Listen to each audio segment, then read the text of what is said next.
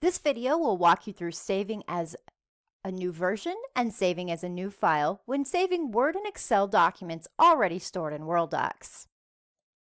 This document has already been stored in Worldox. I can tell because the title bar includes the doc ID number. When making a change and then selecting the Save button, Worldox will simply save the document to Worldox with the new contents. However, some people like to use the Save As button. We'll first walk through saving as a new version. I've made a change to this document, and I select File, Save As. When Worldox pops, our profile card looks slightly different.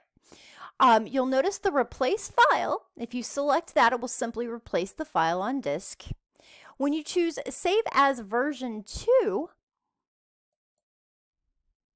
Worldox will maintain the profile card, and now notice that my doc ID number has the -2 on it.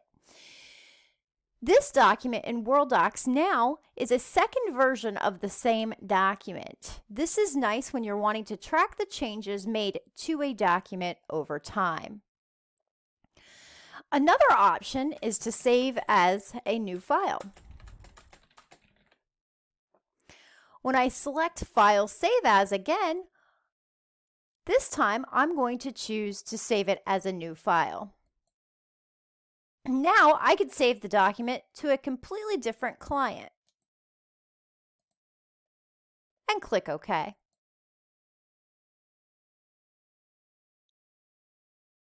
This video walked you through saving as a new version and saving as a new file.